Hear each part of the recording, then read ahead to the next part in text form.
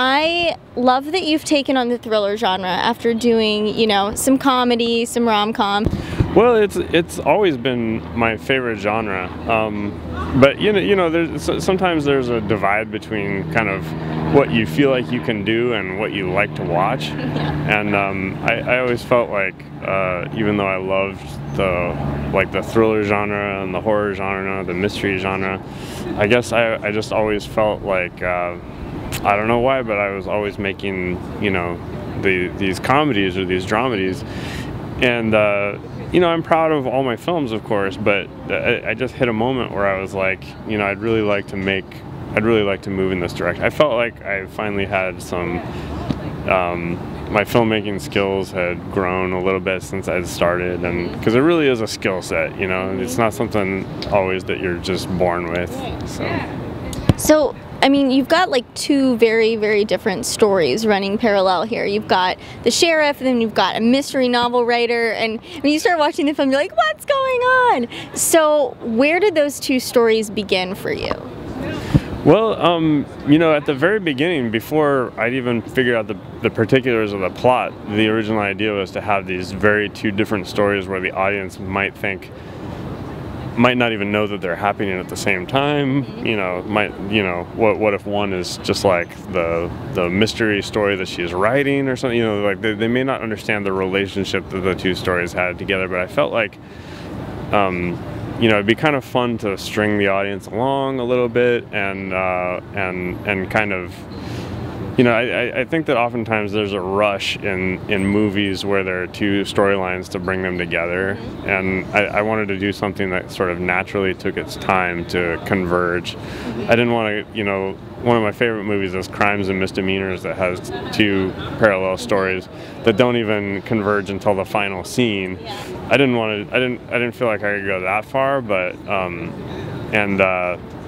but then specifically the thing that kind of inspired the two stories were my two actors. Ayako is a novelist in Japan in addition to her acting work, and then Pepe is somebody who has always kind of played the colorful side characters in every movie that he's ever done. Like, he's like the guy that you bring in for the one scene, for, you know, the bartender or the police chief, and I always felt like he had it in him to play like the more centered, like the gravitas, you know, older guy. So I really wanted to see him do that.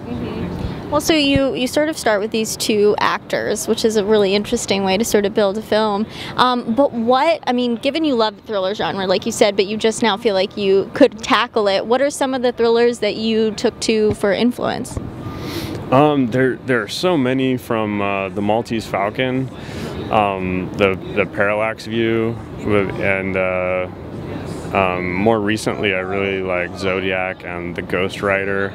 The kind of stuff where it's not flashy about the way it's presented. You know, I didn't want to make like a violent film or like a really super profane movie or something like that. I wanted to make something that had sort of the kind of elegance that those old school movies like Chinatown is another example. It's a very elegant movie, but at the same time grounded in reality, and where the stakes are actually very, very high. There's actual consequences to things.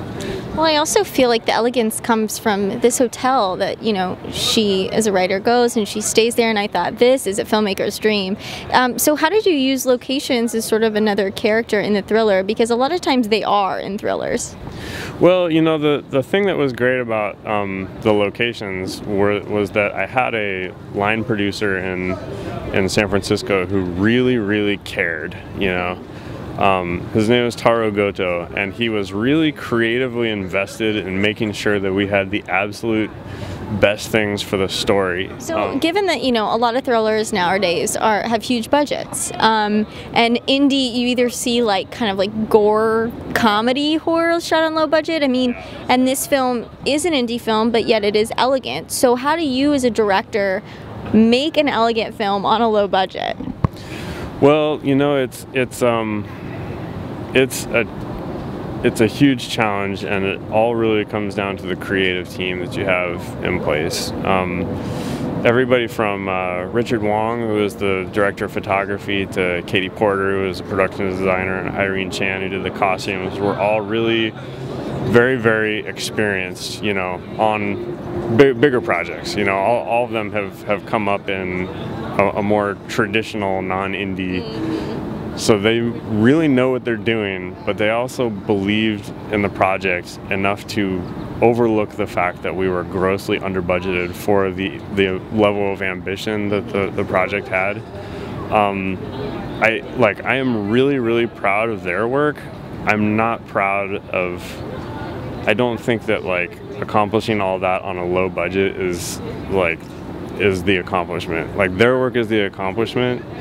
I just feel like a freeloader or something, but I guess. But I also think that, you know, it is your team's job, but you can't discount the fact that you as a director have to know how to build tension to also create. It's not about a budget to make something scary, it's about building tension within a scene, and I think that the film did it really well. So how do you go about, I mean, is that something that starts in the script? Is that timing? Is that music? How do you make something scary, you know?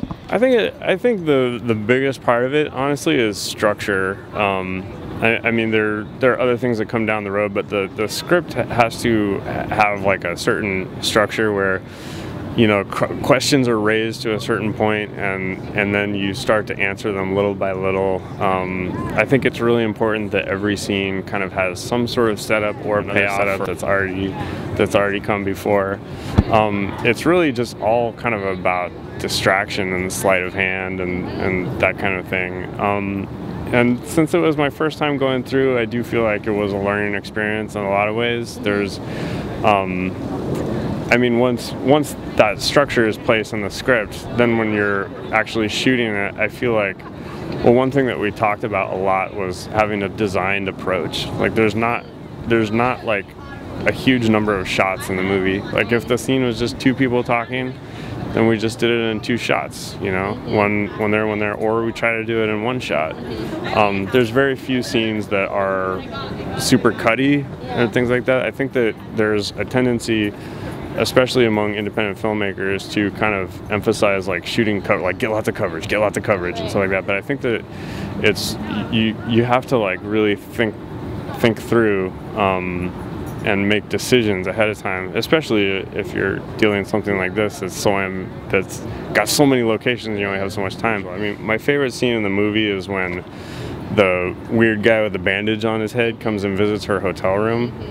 And it's a very simple scene. It's just 2 people talking, but that took all day to shoot because it's, you know, it's an insane number of setups back and forth, because they're like to build the tension in the scene, to make it scary, it takes, you know, a very specific progression of information to kind of compute, you know. Right.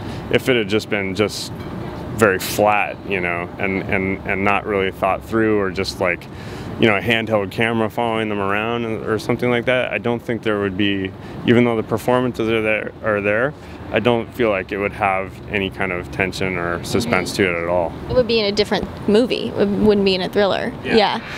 So now that you've sort of like got your feet wet with this thriller genre, are you going to continue to make movies that are scary, or are you going to go back to the comedy?